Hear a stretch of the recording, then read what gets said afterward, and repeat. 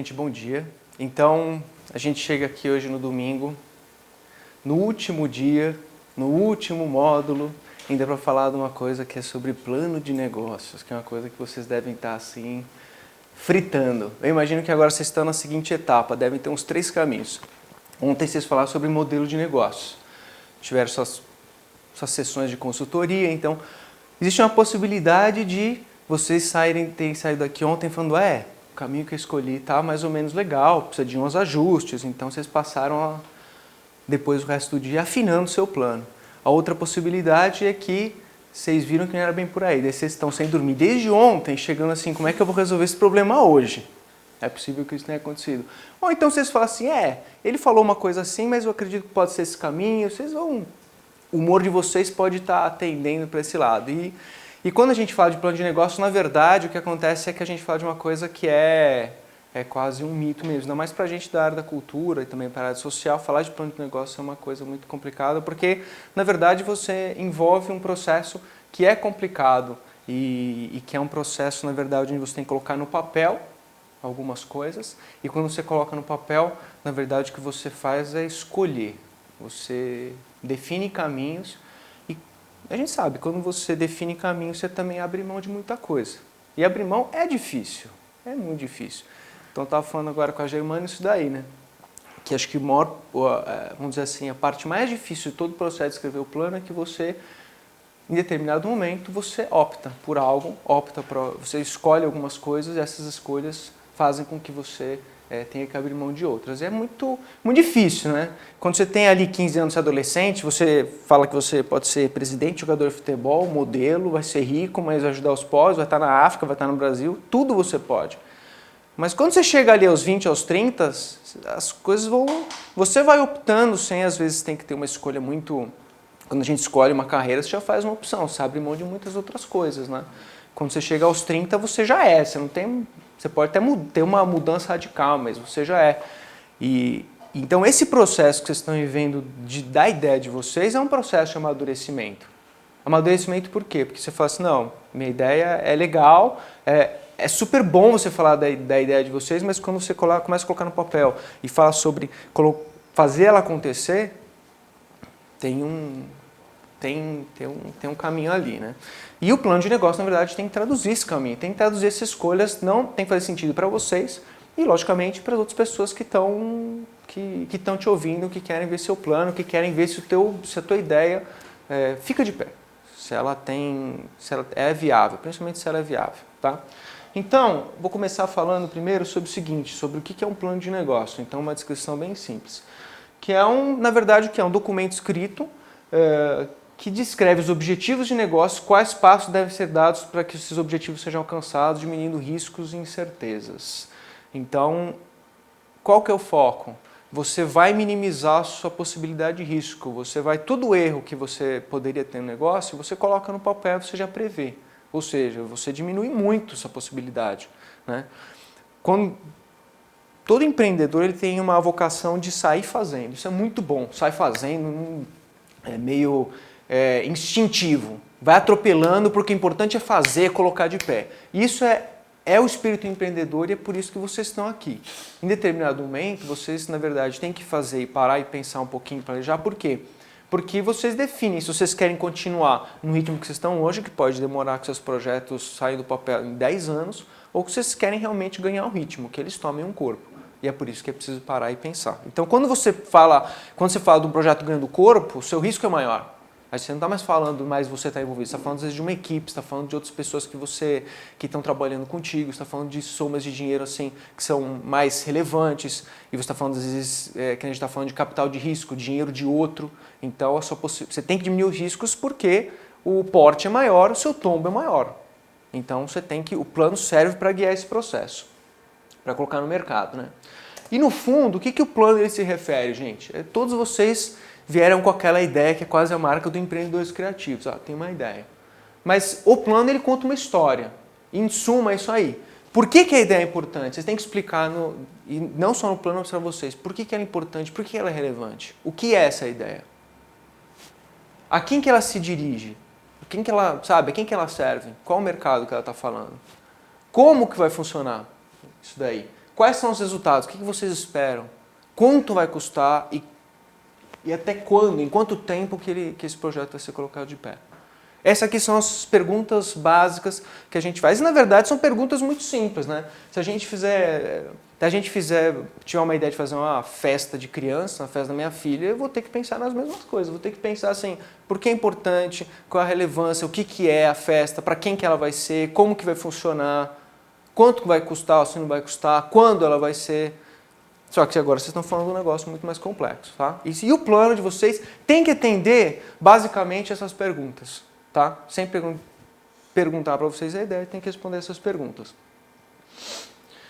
E aí o engraçado da história é que é o seguinte, quando a gente fala do plano, é que eu sempre me venho uma imagem um pouquinho da linha, que é uma linha do paradoxo. O André falou um pouquinho do paradoxo ontem, e eu sempre vou voltar do paradoxo porque no plano ela tá muito bem traduzido, né? Eu vim, na verdade, vocês sabem que eu sou músico, né? Eu fui formado em música da USP, etc., então, daí você vai falar, pô, o cara músico tá falando de plano de negócios, né? Mas é engraçado, que na música eu aprendi a trabalhar com duas vertentes muito interessantes, que é a questão da técnica e a questão do sentimento da criação artística.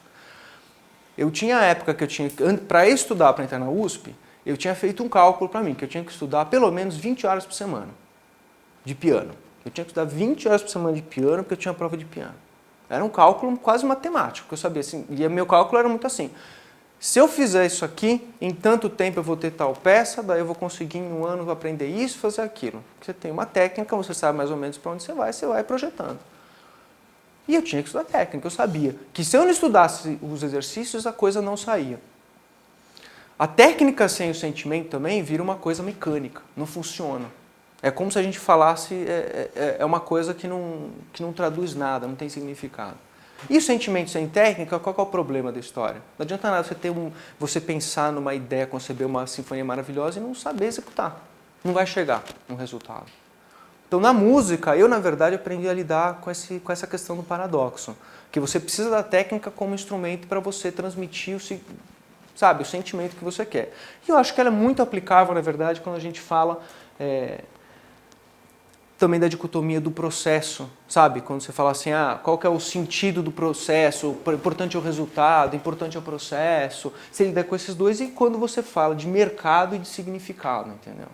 A gente vive um paradoxo com empreendedores culturais. Se eu fosse falar de um empreendimento normal, digo normal é mais comum de se falar de plano de negócios, basicamente o que o investidor vai querer ver e o que o empreendedor vai ver é resultado financeiro, tenho certeza. Você vai perguntar para um cara que vai analisar um plano de negócios, a primeira coisa que ele vai falar é assim, me dá os números que eu quero ver quanto ganha. Como é que está estruturado, se o modelo, eu quero ver o modelo de negócios e quero ver quais são os números dele. Depois ele vai ver se a ideia é romântica ou não é romântica. Depois ele vai ligar para o romantismo. Já a gente costuma ver o contrário. A gente vê uma ideia e fala, nossa, que ideia linda, a gente é ligado no romantismo e depois a gente vê os números.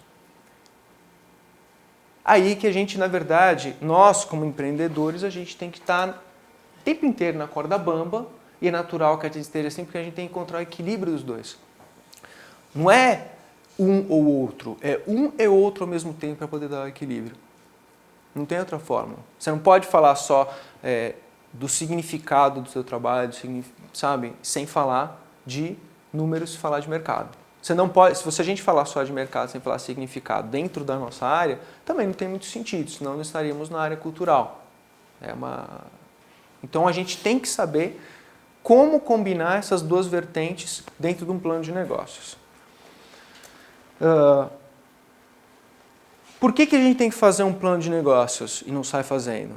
Então, como eu falei, você diminui muito a sua possibilidade de risco. Então, você aumenta em 60% a chance de o modelo dar certo a partir do momento que você coloca. O plano de negócios, ele não necessariamente vai indicar que o seu negócio é maravilhoso e vai dar muito dinheiro. Às vezes ele pode indicar, em alguma instância, que o seu negócio não é viável. De repente você está começando a fazer, você fala assim, minha ideia desse jeito não é viável, vou ter que escolher uma outra coisa, vou ter que escolher outro caminho. Daí você para e refaz. Mas evita que você fique perdendo 2, 3 anos da sua vida, às vezes no modelo, batendo, dando murro em ponta de faca e não dando certo. Acho que o plano de negócio serve para dar viabilidade e aumentar as chances do negócio dar certo no futuro. E, logicamente, fazem vocês pensarem sobre o que vocês querem para vocês, de fato. Se vocês querem esse negócio, isso movimenta vocês intimamente, internamente, se é isso, sabe? Se, no fundo, se isso é o que dá barato na vida de vocês, na forma como está. E para que ele serve? A gente teve um bate-papo outra vez, falou assim, para quem que ele se dirige, para que serve? Na verdade, o plano de negócio ele pode ter diversas aplicações. E o fundo, logicamente, é a estruturação do negócio, mas ele pode servir, às vezes, você pode montar um plano de negócio porque você vai receber investidor, então, logicamente, a primeira coisa que, se alguém vai colocar dinheiro, é o que você vai fazer com esse dinheiro. Vou te dar 100 mil para você investir no seu projeto, com esses 100 mil, o que você vai alcançar? Você pode ter estruturação mesmo de um negócio para você colocar as ideias no papel e ver a coerência desse planejamento. Então, esse plano de negócio ele tem várias aplicações. E, basicamente, ele segue uma estrutura que pode variar, assim, talvez nomenclatura de página, mas ele segue essa mesma estrutura aqui, que é, primeira coisa, o sumário executivo, que é a peça que vocês vão fazer no final, que é como se fosse um resumo. O sumário executivo ele tem 2 páginas, 3 páginas, Pode colocar aqui. Ele tem 3 páginas e ele tem que ser conciso, objetivo e claro. Entendeu? É a última coisa que vocês vão fazer no final, o sumário. Você vai ter que explicar no plano a organização, que é quem são vocês, o que vocês já fizeram, o que vocês não fizeram. Qual é o produto ou serviço, qual é a ideia, o que vocês querem fazer e para quem que vocês vão fazer. Vocês vão falar sobre o mercado. Mercado é qual o potencial do negócio. Quando a gente fala de mercado, é assim... Vamos supor que a gente esteja falando de um produto, de venda de um chip, de um tipo de aparelho para computador. Então tá bom, então vender um aparelhinho para computador. Vamos supor que o cartaz fala sobre um aparelhinho para decodificar os sonhos acoplado ao computador. Que ele vai ter? Como é que ele vai estimar o mercado? Quantas pessoas têm laptop? Qual a faixa etária do pessoal vamos dizer assim, da faixa etária do público-alvo que existe no Brasil? Aí ele vai ter que cruzar. Quantas pessoas têm, quantas têm laptop, quanto elas estariam dispostas a pagar. Com isso você vai estimando o mercado que você poderia vender. Quando a gente fala de mercado tem a ver com levantamento de informações. Vocês vão ter que falar de marketing, e o marketing nesse caso é como você vai comercializar a ideia de vocês. Quando digo comercializar é quanto vai custar? Quanto vai custar? Onde você vai vender? Quais são as estratégias mesmo de promoção que você vai utilizar, de comercialização? São os famosos 4 P's de marketing mesmo, né? Que é o preço, praça, promoção, né? E daí vocês vão ter que pensar nesses P's, nessa parte de marketing, entendeu? E logicamente vocês vão ter que explicar o produto, o que é o produto. Vocês vão ter que falar sobre a equipe gerencial, quem vai fazer, porque é isso que traduz, na verdade, o histórico de vocês é o que vai balizar. O mercado que vocês estão trabalhando é mercado novo, muita coisa, ideia nova. E vale muitas vezes experiências anteriores ou o que vocês já fizeram anteriormente. Para você corroborar. Por que eu quero fazer? Por que eu quero botar esse projeto de pé? O que garante que eu sei colocar esse projeto de pé? É o teu histórico ou da equipe que trabalha com você. Você vai ter que falar sobre planejamento financeiro, entendeu? Então vocês vão ter que descrever um planejamento financeiro, pelo menos uns 2, 3 anos a grosso modo, entender como é que essa lógica, às vezes 5 anos, dependendo do plano. Vão ter que colocar no papel os custos, quanto vocês estimam de receita. Vocês vão ter que falar de riscos e oportunidades e como é que vocês podem fazer para sanar, né? Riscos assim, tem o risco, vamos supor que a gente está falando de quem trabalha com um mecanismo de incentivo fiscal. Existe o risco de mudar a Lei Rouanet? Existe. Se você trabalha com incentivo fiscal, como é que você vai fazer se mudarem a Lei Rouanet e cair por terra teu plano? Você vai ter que encontrar uma alternativa. E, logicamente, o plano de implementação, que é como é que eu vou fazer isso acontecer. Então, isso aqui é uma história. O plano de negócio nada mais é que uma história. E esse aqui é o formato do documento final. Se vocês forem ver o software também, o Make Money, que vocês estão utilizando para poder colocar no papel o negócio de vocês, ele tem essa estrutura, ele contém as mesmas informações. Mas o processo que leva vocês a construir é um pouco diferente. E aí eu vou descrever um pouquinho no processo como vocês podem lidar para escrever esse plano de negócio, porque isso aqui é a peça final, é como você estrutura para a apresentação, né? E logicamente, vocês vão ter que ser claros. Plano de negócio não é lugar para você ficar escrevendo, sabe, Sabe aquela coisa de missão de algumas organizações sociais que você olha, faz um parágrafo inteiro e você olha e você não entende patavina do que os caras fazem? Não adianta, gente. Clareza. Você tem que ser claro. Você tem que ser claro e objetivo. Minha ideia é essa, eu quero isso, eu quero aquilo. Tá? Essa o plano de negócio é comunicação. Tem que comunicar claramente aquilo que você quer fazer. Você tem que ter um estilo uniforme também profissional. Estilo uniforme porque senão fica uma coisa meio pé nem cabeça, não tem contexto, né? não tem fluidez. E aí, recomendo para vocês a questão de Pareto, gente. Quem conhece essa história? Não? Vocês já conhecem? Vocês já utilizam no dia a dia de vocês? Pro mercado, pro muitos, eu acho super aplicável. Aplicável, né? É. Eu aplico na vida em geral. Mais ou menos o seguinte. O que diz Pareto? E isso é uma estratégia empregada também na indústria com muito, assim, é muito bom. 80% do seu tempo, que é esse laranja aqui, do tempo que você gasta, ele vai te dar 20% dos resultados no final. E 20% do tempo que você gasta, você pode obter 80% dos resultados. O que isso quer dizer? Quer dizer que com priorização, se vocês tiverem assim uma visão de prioridade de como investir o tempo, vocês conseguem chegar a 80% das respostas. No plano de vocês isso é muito importante, porque quando vocês vão sentar ali, vão começar a colocar assim, vou descrever custo. Aí você vai às vezes se deparar com a seguinte pergunta: mas será que custa 1.500 ou 1.700? Aí eu vou falar para vocês, faz uma estimativa, não precisa ser exato. Por quê? Você vai primeiro traçar o grande quadro, depois você pode ir detalhando. Vocês não têm tempo, vocês são empreendedores que têm 24 horas como todos nós. Infelizmente temos todos 24 horas. E o tempo é o bem precioso que vocês têm para fazer as coisas. Então, para fazer o plano, vocês têm que ter, vamos dizer assim, um planejamento de como você vai estruturar isso. Vocês vão ter que trocar ideias com várias pessoas e é para isso, essas imersões servem para isso. E pensem nisso, priorizem o tempo de vocês para poder chegar nos resultados. Para vocês fazerem o plano de negócio de vocês, para vocês elaborarem, então, é mais ou menos, isso aqui é um processo que ajuda vocês a guiar o pensamento e a estruturar como vocês podem chegar nessa ideia, tá? Tudo parte da visão, da missão e dos objetivos de vocês, que é onde eu quero chegar. Onde eu quero chegar, ela pode ter vários contornos, né? Então, se eu quero ir da Vila Mariana até a Vila Maria, eu já sei onde eu quero chegar, mas eu posso fazer vários caminhos. Posso ter várias tensões, qualificações disso.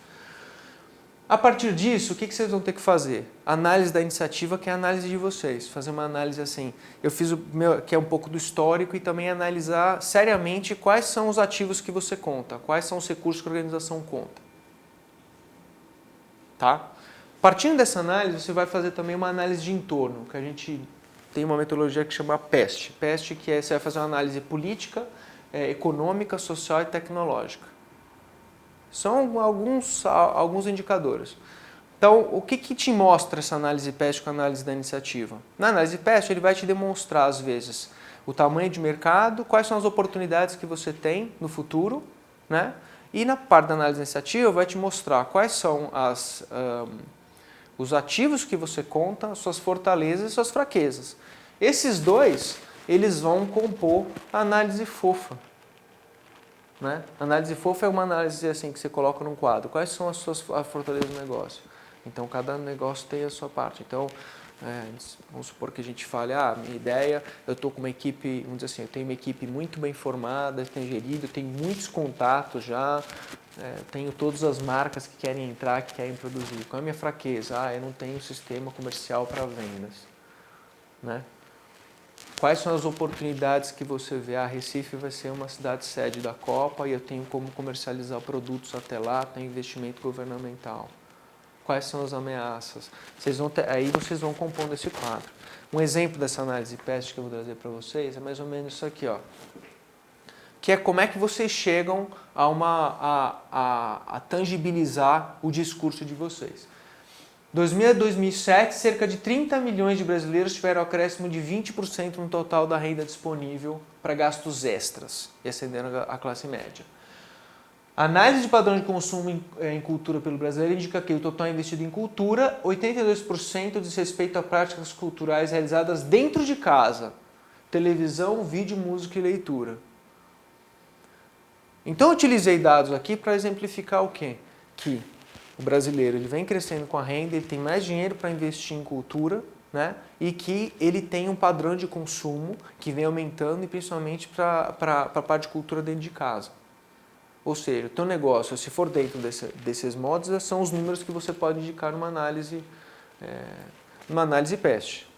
Outro exemplo, esse aqui foi uma pesquisa que eu fiz para um negócio super interessante, que era uma empresa que fez um protocolo de distribuição de fluxo de dados pela internet. Eles queriam lançar, uma possível ideia era lançar um set-top box para fazer TV digital pela internet, só que via 3G para o Nordeste, classe C.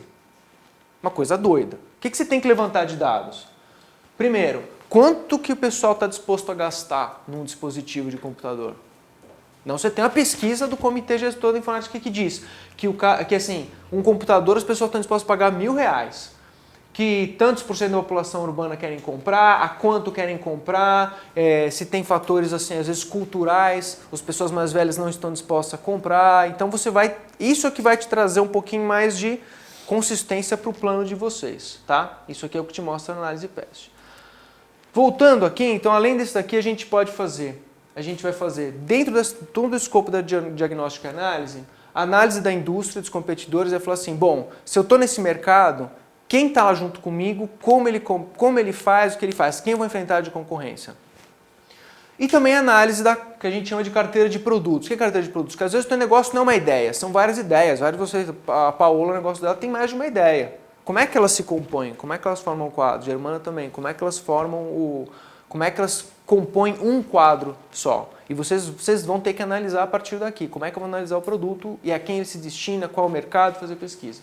Tudo isso vai resultar nessa análise de fortalezas e oportunidades.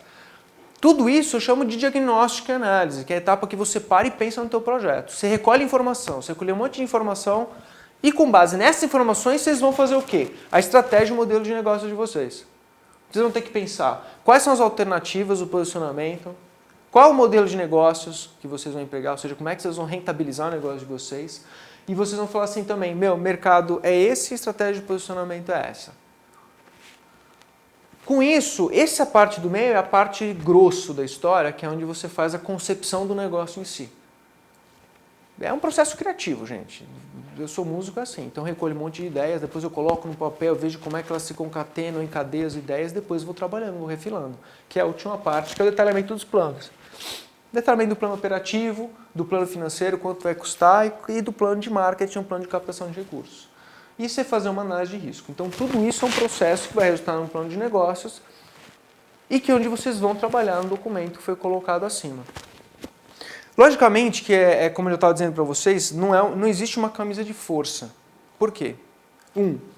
Fazer um plano de negócio é uma coisa que demora tempos, demora uma dedicação grande por parte de vocês, e vocês estão em negócios que são, às vezes, mercados que não existem. Vocês estão abrindo barreiras de coisas, muitas vezes, que não tem um mercado definido, não tem um competidor, você não sabe direito o produto que é. Eu lembro, quando você coloca lá rede social, tem uma parte muito interessante de um Marco que ele fala pro Eduardo, fala assim, eu não sei o que é, eu só sei que não é aquilo. E o cara não sabia o que era, às vezes. Tem mercados que você não sabe direito o que é, mas para onde caminhar, e vocês têm que estar atentos para isso. Mas, de alguma forma, vocês não podem parar de trabalhar e ir planejando em cima das coisas. Apesar de não terem todas as respostas. Mas não se perguntar é uma coisa que vocês sabem que não vai chegar a lugar nenhum. Vocês têm que se questionar e vocês têm que chegar nessa parte final. Vamos dizer assim, de planejar e saber quais são os próximos passos. Mesmo que seja uma ideia do mercado que vocês não conheçam, vocês querem ter certeza de qual é a aplicação. Vocês vão ter que colocar no ano, vou fazer um teste com esse mercado, fazer teste com esse, fazer teste com aquele. Vocês vão ter que colocar, mesmo que seja num timeline, o que você quer fazer, mesmo que seja testar e provar se a ideia está certa, tá? Então, essa aqui é mais ou menos o processo, e esse processo é o que vai resultar nesse documento que depois vocês vão redigir. Esse documento é o que deve ser espelho da organização por mais ou menos um bom tempo, e é o que deve traduzir o planejamento estratégico de vocês. E se alguém perguntar assim, mas o que você quer e como que você quer fazer, todas as respostas estão contidas ali. No fundo, estão contidas ali.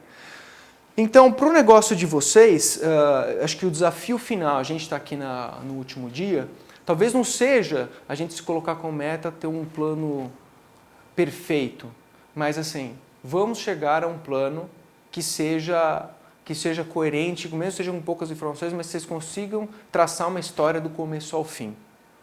Quando vocês traçarem do começo ao fim, utilize a Pareto. Trace uma história que tenha uma coerência do começo ao fim. Depois vocês vão detalhando em cima das coisas, detalhando os planos e as informações. Mas garantam que essa história seja colocada no papel, porque daí com certeza ela vai estar sendo mais adequada e vai estar servindo a vocês para falar para os outros e para apresentar a ideia e para mostrar que ela é viável.